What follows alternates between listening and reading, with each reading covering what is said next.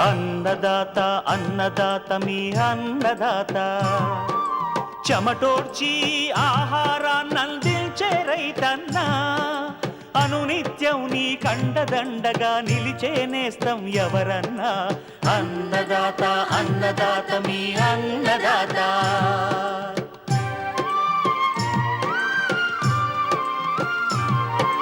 నూతన రీతుల సాగుబడికి, నూరింతలు పెరిగే దిగుబడికి సూచనలిచ్చే సస్య రక్షణకు, పశు పోషణకి శాస్త్ర విజ్ఞానం అందించి ముందుకు నడిపే తెలుగు రైతు భారతదేశానికి మకుటం అయ్యేలా తీర్చిదిద్దే ఆశయంతో మిమ్ము మేలు కొలిపేది అన్నదాత.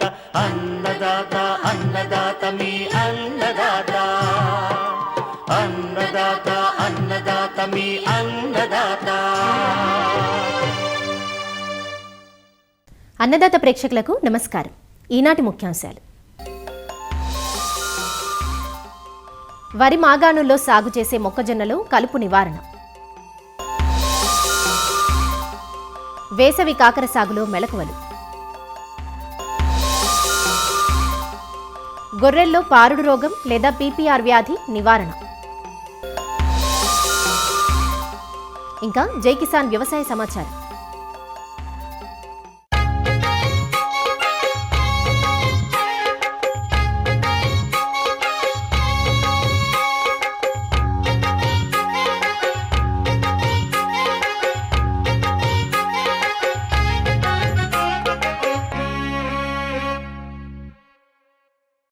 మొక్కజొన్నను 3 కాలాల్లోనూ సాగు చేస్తారు. వరి తర్వాత అధిక ప్రాధాన్యత కలిగిన ధాన్యపు పంట మొక్కజొన్న. ముఖ్యంగా రబీలో వరి మాగాణుల్లో మొక్కజొన్నను జీరో టిల్లేజ్ విధానంలో ఆరుతడి కింద సాగు చేయడం ఆనవాయితీ.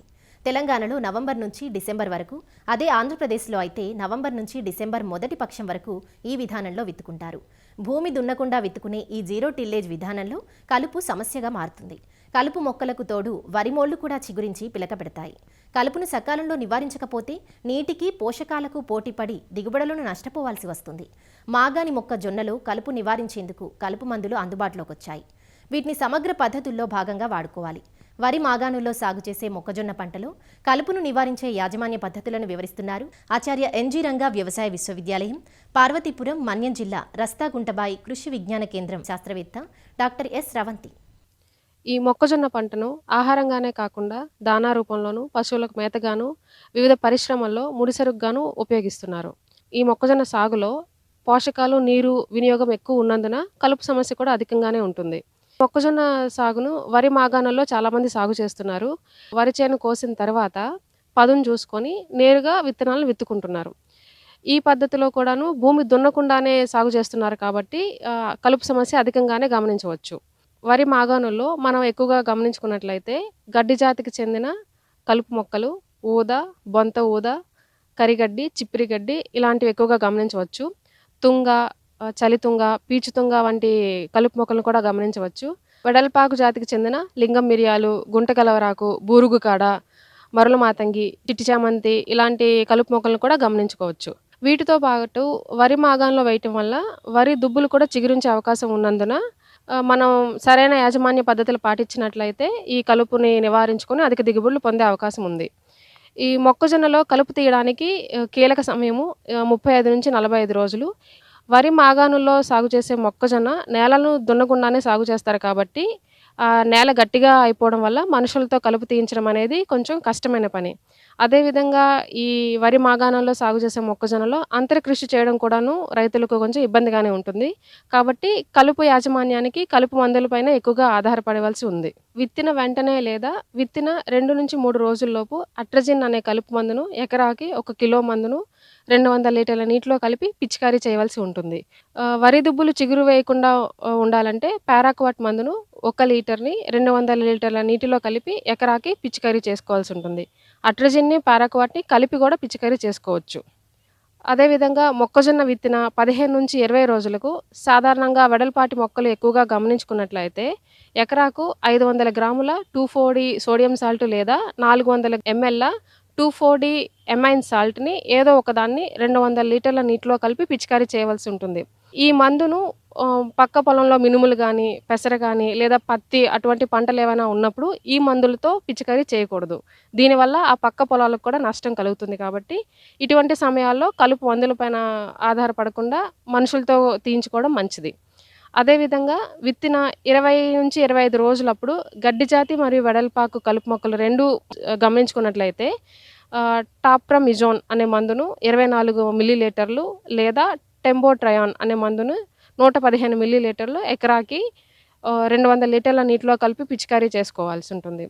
వీటితో పాటు తుంగని కానీ గమనించుకున్నట్లయితే హాలోసల్ఫిరాన్ మిథైల్ అనే మందును 40 గ్రాముల మందును ఎకరాకి 200 లీటర్ల నీటిలో కలిపి పిచికారీ చేసుకున్నట్లయితే ఈ కలుపు సమస్యని మనం తగ్గించుకోవచ్చు.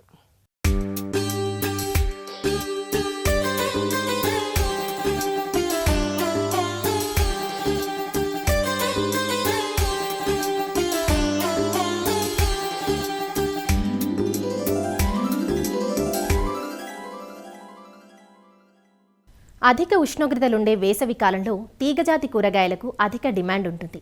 ఎక్కువగా కాకర, బీర, సొర, దోస వంటి పాదు కూరగాయలకు రైతులు ప్రాధాన్యం ఇస్తారు. ఇందులో కాకరకు విశిష్టమైన స్థానం ఉంది. మిగతా తీగజాతి కూరగాయలు 100 నుండి 120 రోజుల్లో పూర్తయిపోతే కాకర పంటకాలం 150 నుంచి 180 రోజులు ఉంటుంది. అధిక దిగుబడినిచ్చే సంకరజాతి రకాలు అందుబాటులో ఉండడం, 4 నెలల పాటు నిరంతర ఫలసాయం తీసుకునే అవకాశం, స్థిరమైన మార్కెట్ ఉండడంతో రైతులు శాశ్వత పందిళ్లపై కాకరను సాగు చేస్తుంటారు. వేసవిలో ఉండే అధిక ఉష్ణోగ్రతలకు మగపూల సంఖ్య ఎక్కువగా ఉండి దిగుబడి తగ్గే ఆస్కారం ఉంటుంది. దీంతో పాటు పండు ఈగ కూడా సమస్యగా మారుతుంది. వీటిని ఎదుర్కొంటూ సరైన మెలకువలు పాటిస్తే కాకర నుంచి ఎకరాకు 20 టన్నుల అధిక దిగుబడి పొందే అవకాశం ఉంది. వేసవి కాకర సాగులో ఎలాంటి మెలకువలు పాటించాలో ప్రొఫెసర్ జయశంకర్ తెలంగాణ రాష్ట్ర వ్యవసాయ విశ్వవిద్యాలయం, నాగర్ కర్నూలు జిల్లా పాలింగ్ కృషి విజ్ఞాన కేంద్రం ఉద్యాన శాస్త్రవేత్త డాక్టర్ ఏ శంకర్ నుంచి తెలుసుకుందాం. వేసవిలో పండించే తీగజాతి కూరగాయలలో కాకర ముఖ్యమైనది. వేసవిలో కాకరను పండించడానికి అనువైన కాలం జనవరి మొదటి వారం నుంచి ఫిబ్రవరి చివరి వారం వరకు మనం విత్తుకోవచ్చును. వేసవిలో కాకర సాగు చేయడానికి తటస్థ భూములు, గర్భ కండగలిగిన భూములు, తెలిక నేలలు, అన్ని రకాల నేలలు అనుకున్నాము. చౌడు ఉండకూడదు, నీరు నిల్వ ఉండకుండా మురుగునీటి సదుపాయం ఉండే విధంగా చూసుకోవాలి. రకాల విషయానికి వచ్చినట్లయితే సూటి రకాల్లో పూష విశేష అనే రకము వేసవి సాగుకి అనుకూలంగా ఉంటుంది. ఎకరానికి 800 నుంచి 1 కిలో విత్తనం అవసరం అవుతుంది. ఈ విత్తనాన్ని విత్తుకునే ముందు మనము విత్తన శుద్ధి చేసుకోవాలి. దీనికి గాను ఇమ్డాల్ క్రోపిడ్ అనే మందును 1 కేజీ విత్తనానికి పట్టించాలి. తెగుళ్ళ నుంచి రక్షించుకోవడానికి ట్రైకోడర్మా విరిడి 1 కేజీ విత్తనానికి 20 గ్రాముల చొప్పున, లేదా థైరామ్ అయినట్లయితే 1 కేజీ విత్తనానికి 3 గ్రాముల చొప్పున కలిపి విత్తన శుద్ధి చేసుకోవాలి. 2 వరుసల మధ్యలో దూరము 2 మీటర్లు, వరుసలోని మొక్కల మధ్య 1/2 మీటర్ ఉండే విధంగా మనం విత్తనాలని కుదురుకి 2-3 చొప్పున మనం విత్తుకోవాల్సిన అవసరం ఉంటుంది. 2-3 సార్లు దున్ని మెత్తని దుక్కి తయారు చేసుకోవాలి. ఆఖరి దుక్కిలో మనకు 10 టన్నుల పశువుల ఎరువు, అలాగే 200 కిలోల సింగిల్ సూపర్ ఫాస్ఫేట్, 20 కిలోల యూరియా, 33 కిలోల మ్యూరేట్ ఆఫ్ పొటాష్ను వేసుకొని కళ్ళ దున్నుకోవాలి. అలాగే మనకు బయోఫెర్టిలైజర్స్ అనేటువంటిది అజిటోబాక్టర్ 2 కిలోలు, ఫాస్ఫరస్ సాల్బులైజింగ్ బ్యాక్టీరియా 2 కిలోలు, 9 గంపల పశువుల ఎరువు, అలాగే 1 గంప వేపపిండితో మిక్స్ చేసి 15 రోజులు మాగిన తర్వాత దీన్ని ఆఖరి దుక్కులో మనం విత్తుకునే ముందు సాలల్లో వేసుకోవాలి. తర్వాత విత్తే ముందు మనం భూమిని పదును చేసుకొని విత్తుకోవాలి. విత్తిన 3 రోజులకు తేలికపాటి తడిని ఇవ్వాలి. సో మొలక వచ్చేంత వరకు 4 నుంచి 5 రోజులకు ఒకసారి నీటి తడులను ఇస్తూ ఉండాలి. మొలక మొలిచిన తర్వాత ప్రతి వారం తడిని ఇస్తూ ఉండాలి. పైపాటుగా ఎరువుల విషయానికి వచ్చినట్లయితే విత్తిన 25-30 రోజులప్పుడు యూరియా 20 కిలోలను పైపాటుగా వేసుకోవాలి. అలాగే 50 రోజుల దశలో 20 కిలోల యూరియాని మనం పైపాటుగా వేసుకోవాలి. తర్వాత మనకు సూక్ష్మ పోషకాల మిశ్రమైనటువంటిది ఫార్ములా 6 లీటర్కి 5 గ్రాముల చొప్పున కలిపి 25 రోజులప్పుడు, అలాగే 50 రోజులప్పుడు 2 సార్లు మనం పిచికారీ చేసుకున్నట్లయితే సూక్ష్మధాతు లోపాలను మనం సమర్థవంతంగా నివారించవచ్చును. ఇంకా కాకరను మనం పందిర్లు లేదా వర్టికల్ ట్రెల్లిస్ పద్ధతిలో సాగు చేసినట్లయితే కాయ నాణ్యత బాగుంటుంది, దిగుబడి పెరుగుతుంది. ఈ వేసవి కాలంలో మనకు పండుగ ఉధృతి కూడా ఎక్కువగా ఉంటుంది కాబట్టి కుకుర్లూర్ అనేటువంటి పండుగ ఇల్లీగల్ లూర్స్ని మనము ట్రాప్స్లలో పెట్టుకొని ఎకరానికి 10 చొప్పున పూత ఏర్పడే దశ నుంచే మనము పంట మొత్తం కాలానికి వీటిని మెయింటైన్ చేస్తున్నట్లయితే పండు ఈగను మనం సమర్థవంతంగా నివారించవచ్చును. ఈ వేసవిలో మనకు వేడి వాతావరణానికి మగపూల సంఖ్య ఎక్కువ వచ్చే అవకాశం ఉంటుంది కాబట్టి విత్తిన 15 రోజుల అప్పుడు మనకు బోరాన్ అనేది లీటర్కి 3 గ్రాముల చొప్పున కలిపి వారానికి 2 సార్లు పిచికారీ చేయాలి. ఇథ్రిల్ అనే మందు అయితే 10 లీటర్లకి 2.5 ml చొప్పున మొక్కలు 2 ఆకుల దశలో మరియు 4 ఆకుల దశలో 2 సార్లు పిచికారీ చేసుకోవాలి. దీని ద్వారా మనకు ఆడపుల్ల సంఖ్య పెరుగుతుంది.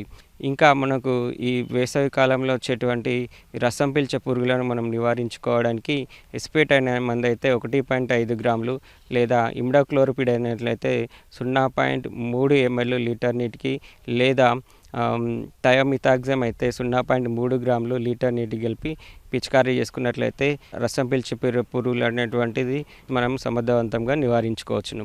మైట్స్ ఏర్పడే అవకాశం ఉంటుంది. నల్లి అనేది ఆకుల కింద చాలా సూక్ష్మంగా ఉండి రసం పీల్చడం వల్ల ఆకులు అనేది పాలిపోయినట్లు అయిపోయి సిల్వర్ కలర్లో ప్యాచెస్ ఏర్పడుతూ ముడుచుకుపోయి ఉంటుంది. సో ఆకులు కిందికి ముడుచుకుపోయి ఉంటుంది. పైరోమెస్ఫాన్ అనే మందు అయితే లీటర్కి 1 ml చొప్పున కలిపి పిచికారీ వేసుకొని మనం సమర్థవంతంగా నివారించుకోవచ్చును. ఇంకా మనకు తెగుళ్ళ విషయానికి వచ్చినట్లయితే డౌనీ మిల్డ్యూ కానీ ఏర్పడే అవకాశం ఉంటుంది. దీన్ని మనం నివారించుకోవడానికి మ్యాంకోజెబ్ మందు అయితే లీటర్కి 3 గ్రాములు లేదా రిడమిల్ ఎంజెడ్ అయినట్లయితే లీటర్కి 2.5 గ్రాముల చొప్పున కలిపి ఈ స్ప్రే చేసుకొని మనం సమర్థవంతంగా నివారించుకోవచ్చును. కాయలను మనము లేత దశలోనే కోస్తూ ఉండాలి. నాటిన 2వ నెల నుంచి మనకు కాయ కోత అనేది ఏర్పడుతుంది. సో సరైన పోషక యాజమాన్యం మరియు పురుగులు తెగుళ్లను సమర్థవంతంగా నివారించుకున్నట్లయితే కాకరలో మంచి దిగుబడులు పొందవచ్చు.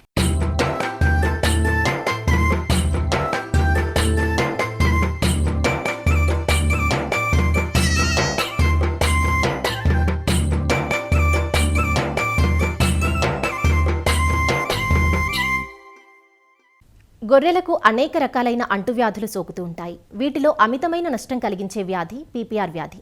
దీన్నే పారుడు రోగం అని కూడా అంటూ ఉంటారు. మందలో ఒక గొర్రెకు లేదా మేకకు వ్యాధి సోకిందంటే అతి త్వరలో మంద అంతటికీ వ్యాప్తి చెందుతుంది. వ్యాధి తీవ్రమైతే మరణాలు కూడా సంభవిస్తాయి. వైరస్ వల్ల వ్యాప్తి చెందే ఈ వ్యాధికి చికిత్స కంటే నివారణ ముఖ్యం. వ్యాధిని గుర్తించిన వెంటనే ఆ జీవాన్ని వేరు చేయడంతో పాటు అన్ని రకాల నివారణ చర్యలు చేపట్టాల్సి ఉంటుంది. గొర్రెలు మేకల్లో వ్యాప్తి చెందే పీపీఆర్ వ్యాధి లక్షణాలు, నివారణ చర్యల గురించి రంగారెడ్డి జిల్లా ఇబ్రహీంపట్నం మండల పరిధిలోని వెలిమినేడు పశు వైద్యశాల పశు వైద్యులు డాక్టర్ వై ఆనందరెడ్డి నుంచి తెలుసుకుందాం. గొర్రెల మేకల పెంపకదారులలో ఆర్థిక నష్టాన్ని కలిగించే అతి ముఖ్యమైన వ్యాధులలో గొర్రెలలో మూతివాపు, మేకలలో దొబ్బరోగము కాకుండా ఈ రెండింటికి ఆర్థిక నష్టాన్ని కలిగించే వ్యాధి పుర్రు రోగము, పారుడు రోగము.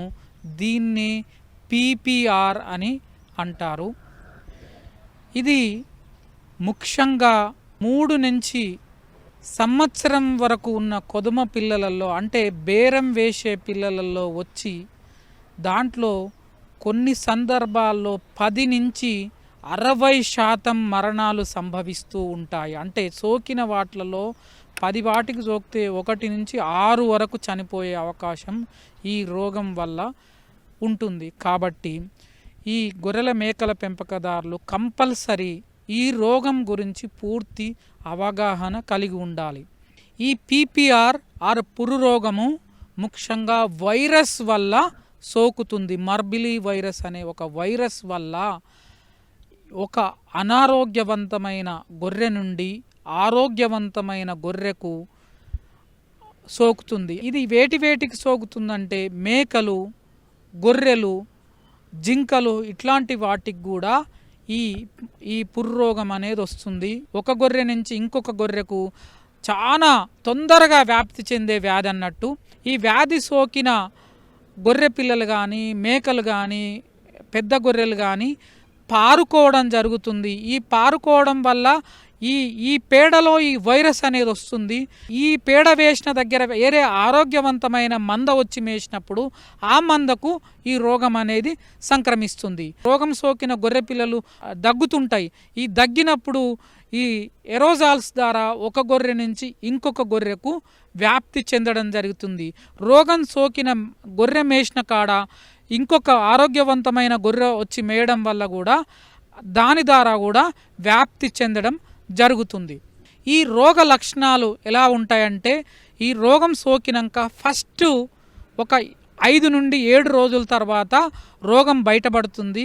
దీంట్లో ఫస్ట్ జ్వరం రావడం జరుగుతుంది. జ్వరం అనేది 104 నుండి 106 ఫారెన్హీట్స్ టెంపరేచర్ ఉంటుంది. తర్వాత గొర్రెలు మేకలు నల్ల కప్పేస్తాయి, అంటే వెంట్రికలు నిక్కపరుచుకోవడం జరుగుతుంటుంది. నెక్స్ట్ రోజు పారుకోవడం జరుగుతుంది. గొర్రెలు పారుకోవడం తర్వాత ముక్కు నుండి మామూలుగా నీటి లెక్క, అంటే నీళ్ళలాగానే ముక్కు కారణం జరుగుతుంది. నెక్స్ట్ 2-3 రోజులలో ఈ ముక్కు నుండి పస్ లెక్క, అంటే చీము లెక్క ఉన్న ముక్కు నుండి స్రావాలు కావడం జరుగుతుంటుంది. తర్వాత పారుకోవడంలో పెండ ద్వారా రక్తం కూడా రావడం జరుగుతుంది. దీనివల్ల ఏమవుతుంది, డీహైడ్రేషన్, తర్వాత అంటే శరీరంలో నీరు పోవడం జరుగుతుంది. ముట్ట ఎండిపోవడం జరుగుతుంది. ముక్కులు పక్కులు గట్టి ఎండిపోవడము, తర్వాత కండ్ల నుండి నీరు రావడము, కండ్లల్లో ఉసులు దూరడం జరుగుతుంది. ఈ మేకలలో కానీ ఈ గొర్రె పిల్లలు గొర్రెలలో ఈ వ్యాధి సోకిన వాటిల్లో నోరు తెరిచి చూస్తే నోటి లోపల దవడలకు కానీ చిగుళ్ళకు కానీ చిన్న చిన్న పుండ్లు మనకు కనపడుతుంటాయి. ఈ చిన్న పుండ్లు మొత్తం కలిసి అక్కడ ఉన్న ఆ లేయర్ అనేది పోయి పుండు లెక్క ఫామ్ అవుతుంటుంది. ఇది కొంచెము గాలికుంటు లాగానే మనకు అనిపిస్తుంటుంది, కానీ గాలికుంటు నాలుకను కూడా తినేస్తుంటుంది, అంటే నాలుక ఉన్న పైపొరను తినేస్తుంది. దీంట్లో నాలుక మీద ఎక్కువ లిజన్స్ ఎక్కువ రావు. శరీరంలో ఊపిరితిత్తులు ఖరాబు కావడము, డీహైడ్రేషన్ వల్ల ఈ మరణాలు అనేది విపరీతంగా సంభవిస్తాయి. ఈ వ్యాధి సోకిన వాటికి ఎలాంటి చికిత్స చేయాలి, ఎందుకంటే ఇది వైరస్ కాబట్టి నిజానికి ఎలాంటి మందులు లేవు.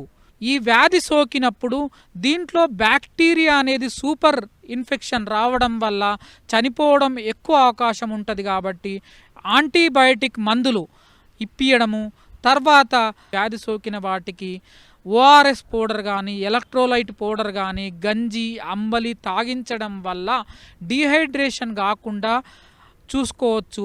అలాగే జ్వరం విపరీతంగా ఉంటుంది కాబట్టి జ్వర నివారణ మందులు ఇప్పియడం వల్ల కొన్ని వాటిని బతికించే అవకాశం ఉంటుంది. కానీ చికిత్స కంటే నివారణ అతి ముఖ్యమైనది కాబట్టి గొర్రెల కాపర్లు మేకల కాపర్లు కంపల్సరీ దీనికి ఏంటంటే పీపీఆర్ ప్రభుత్వ ఆధ్వర్యంలో ప్రతి సంవత్సరము పీపీఆర్ వ్యాక్సినేషన్ ప్రోగ్రాం అనేది ఉంటుంది. చలికాలము తర్వాత ఎండాకాలం మొదట్లో కూడా ఈ వ్యాక్సినేషన్ ప్రోగ్రాం ఉంటుంది. కాబట్టి పశువైద్యాధికారులు మీ ఊర్లోకి వచ్చినప్పుడు తప్పనిసరిగా విధిగా మన గొర్రెలకు మేకలకు ఈ పీపీఆర్ వ్యాక్సిన్ ఇప్పియడం వల్ల ఈ రోగం అనేది మన దొడ్లోకి రాదు. ఊర్లో అందరిప్పియడము, మన మండలంలో అందరిప్పియడం వల్ల ఈ రోగం అనేది సంపూర్తిగా మన రాష్ట్రం నుంచి కూడా వెళ్ళిపోయేలా చూడవచ్చు. కాబట్టి ఈ టీకాలు ప్రతి సంవత్సరం విధిగా వేయించుకోవాలి.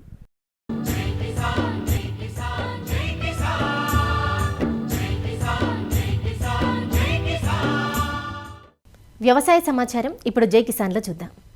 గత ఏడాది మిరపకు పెరిగిన ధరలతో ఉత్సాహంగా ముందుకు సాగిన ఉమ్మడి పాలమూరు జిల్లా రైతులకు ఈసారి చొక్కెదురైంది. పంటను ఆశిస్తున్న చీడపీడలు, మార్కెట్లో తగ్గిన ధరలతో రైతులు తీవ్ర ఆందోళన చెందుతున్నారు. ముఖ్యంగా జోగులాంబ గద్వాల జిల్లాలోని 75,000 ఎకరాలు, నాగర్ కర్నూలు జిల్లాలో సుమారు 10,000 ఎకరాల్లో రైతులు ఈసారి మిర్చిని సాగు చేశారు. విత్తనాలు, దున్నకాలు, ఎరువులు, పురుగుమందులు అంతా కలిపి సుమారు ఎకరానికి 1,00,000 వరకు పెట్టుబడులు పెట్టారు. గత ఏడాదితో పోల్చితే ఈసారి తెగుళ్ల తాకిడి అధికమైంది. అధిక వర్షాల వల్ల ఎండు తెగులు, ఆకుముడత, నల్లతామర, బూడిద తెగుళ్లు పంటను చుట్టుముట్టాయి. ఎన్ని మందులు పిచికారీ చేసినా ఫలితం లేకపోయిందంటూ రైతులు వాపోతున్నారు. తోట వేసినాం, ఇట్లా మిర్చి బాగానే పెరిగింది. తోట కాపు వచ్చినాక బాగా ఖరాబ్ అవుతుంది. మొత్తం చచ్చిపోతుంది. 2-3 లక్షలు అయింది ఖర్చు. 4 ఎకరాలు వేసిన. ఈ తోట మొత్తం ఖరాబ్ అయిపోతుంది. ఏం చేయాలనో తెలుస్తలేదు. సారా మందులు ఈ మందులు అంటాడు, కొట్టనే ఉన్నాడు. అధికారులు ఎవరు రాలేదు. దీనికి 4 లక్షలు ఖర్చు అయింది. ఇంకా అందులో ఒక 1 లక్ష రూపాయలు వచ్చేటట్టు ఉంది. దాని పెట్టుబడి కాడికి మనకి గిట్టుబాటు ఏం లేదు. ఇంకా 10 సంవత్సరాల నుంచి మేము మిర్చి సాగు చేస్తున్నాము. గత సంవత్సరం వరకు కూడా మనకు మంచిగానే వచ్చింది. కానీ ఈ సంవత్సరం ఎండు తెగులు అనేది పడ్డది. చాలా వరకు డ్యామేజ్ చేసింది. దిగుబడి మాత్రం అంతంత మాత్రమే ఉంది. ఒక్కొక్కరికి ఎకరాకి 2 లక్షల వరకు అవుతుంది. ఊరిలో దాదాపుగా 70% మిర్చి వేస్తారు. అయితే ఒక 200-300 ఎకరాలు మిర్చి సాగు చేస్తాము. ఇంతకుముందు ఏమన్నారంటే ట్రైకోడర్మా సుడామోనస్ 2 కలిపి పోయండి కంట్రోల్ అవుతుందని చెప్పారు. కానీ అది కూడా పోసినామండి. ప్రతి దాపాకు ఒక 3 డేస్ 4 డేస్ ఆగి పోయమని చెప్పారు. ఒక 5-6 సార్లు పోసినాం, అయినా కంట్రోల్ అవ్వట్లేదు.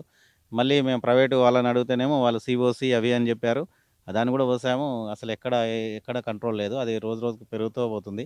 చీడపీడల నియంత్రణకు మందుల పిచికారీలతో ఖర్చులు పెరిగాయే కాని ఎలాంటి ప్రయోజనం కనిపించలేదంటూ రైతులు వాపోతున్నారు.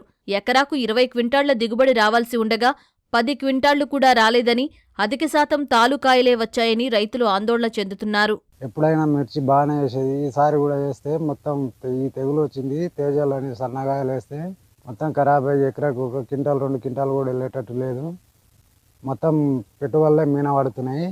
దీనికి ఇప్పటికీ 50,000 పెట్టుబడి అయింది. 1 ఎకరాకు 50,000కు 5 క్వింటాలు కూడా వెళ్ళేటట్టు లేదు. ఇది మొత్తం ఖరాబ్ అయ్యి చచ్చిపోతుంది. మస్తు పెట్టుబడి పెట్టి యాస్టాక్ వస్తుంది. మందులకు 50,000 ఖర్చు పెట్టినాం. ఖాళీ మందులకే, ఇథనాలు పిండి కాక అదో 50,000 అవుతుంది. మొత్తం 1,00,000 రూపాయల పెట్టుబడికి వచ్చింది 1 ఎకరాకు. ఇట్లా మా ఊళ్ళో ఒక 10-20 మందికి అయింది మొత్తంలో. కానీ అంతటా లేదు. ఈ బాటోటి మొత్తంలో ఒక 10-20 ఎకరాలకు మొత్తం అయితే నాశనం అయింది. మిర్చి ఒక 4 ఎకరాలు సాగు చేశాను. అందులో 2 ఎకరాలు మొత్తం వెల్టొచ్చి అంతా సేమ్ చచ్చిపోవడం జరుగుతుంది. ఒక ఎకరాకు మాకు ఖర్చు వచ్చేసి 2 లక్షల నుంచి 2,50,000 వరకు అయింది. 4 ఎకరాలకు 2 ఎకరాలు ఖరాబ్ అయిపోయింది. 2 ఎకరాలు మంచిగా ఉంది. ఇప్పుడు 15 రోజుల నుంచి స్టార్ట్ అవుతుంది. రోజు రోజుకు ఎక్కువ అయిపోతుంది. మాకు మిరపతో వేసినాం సార్. ఇట్లా 5-6 ఏళ్ళు వేసినాం, మంచిగా వచ్చినా ఈసారి ఎండు తీలా ఏం తీలో ఇది ఏం మాకైతే సంబంధం. 16-18 మందు పోసినాం. ఇట్లే చచ్చిపోతా ఉంది కానీ ఎంత కావతలేదు సార్. మళ్ళీ సార్ ఏమి మొన్న ఒక జరిగినంత కోత తెంపి కూడా పోసినాం కరమూలు అంతే. ఇంకా మా దగ్గరికి అయితే ఎవరు వస్తలేరు, ఆడతలేరు. ఇది ఏంది పరిస్థితి ఎండిపోతుంది అని ఎంతమందికి చెప్పినా ఎవరు వస్తలేరు సార్. ఇంకా మందులో వస్తారు కదా సార్. ఇంకా ఇది పెడతాం, ఇది పోయి అది పోయి అంటే చెప్పినట్టే వస్తున్నాం సార్. గత ఏడాది క్వింటా మిర్చి ధర 22,000కు పైగా ఉండగా ఈసారి 12,000కు మించడం లేదని రైతులు అంటున్నారు. దీనికి తోడు తమ సమీపాన మార్కెట్లు లేకపోవడంతో పొరుగు రాష్ట్రాలకు పంటను తీసుకెళ్లి అమ్ముకోవాల్సి వస్తోందని, ఈసారి దిగుబడులతో పాటు ఇటు ధరలు కూడా తగ్గడంతో పెట్టుబడులు కూడా వచ్చే పరిస్థితి లేదంటూ రైతులు వాపోతున్నారు. మిర్చి 3 ఎకరాలు పెట్టినా ఈడ ఈ రకరకాల మందులు కొడితే కూడా ఏం చేస్తావు, ఇది కుళ్ళలకు కూడా వెళ్తలేదు. గజ్జిముడితో వచ్చా తామర పురుగు కానీ తామర పురుగు మందు అంటే కొడితే మా రకరకాలు కొడితే అంత తాలకాయ అయిపోతుంది. తామర పురుగు పడి అది ఏడ గోకుతుందో, అది మరి కాయ మీద గోకుతుందే, తోలు మీద ఇట గోకుతుందే, కన్నే గోకుతుంది. కూలోళ్ళకి వెళ్తలేదు. కూలోళ్ళకి ఏమంటే పెట్టుబడి ఎకరకి ఒక ఎకరకు 18 మందు పోస్తున్నాం. అడుగు మందు అవుతుంది, కూలీలు అవుతున్నాయి. ఎంత కొట్టినాయిగా ఇది ఏడ గోకుతుందో అంతగా తాలుగాయ. ఇది తీసుకుపోతేనేమి గుంటూరు పోతేనేమి 7,000 అడుగుతారు. వరంగల్ పోతేనేమి 10,000 అంటారు. ఉబ్బులికి పోతే 10,000 అంటారు. 10,000 అంటే 200 బస్తాకు 200 ఉంది. మాకు వచ్చేసి పొలానికి ఒకసారి కాదే ఒక 50,000 వస్తుంది ఎకరకు. మాకు 50,000 పంటలా వస్తలేదు. 10 ఎకరాలు మిర్చి పెట్టినాను. నీడు 25,000 పోతున్నాయి. 25,000 పోయినది ఈరోజు ఈ సంవత్సరం 10, 11,000, 12,000 పోతుంది. ఈ సంవత్సరం పెట్టుబడులకి తగిన రేట్లు లేవు. ఒక ఎకరకి 1,00,000 రూపాయలు పెట్టుబడి వస్తుంది. మార్కెట్ అనేది కూడా అందుబాటులో లేదు. ఇక్కడ గుంటూరు వేరే దూరంగా ఉండడం వల్ల రవాణా ఖర్చులు కూడా ఎక్కువ అవుతున్నాయి. అంటే మన గజ్జి ముడత, జెమిని వైరస్, తామర పురుగు ప్రధానంగా ఇవి వస్తున్నాయి.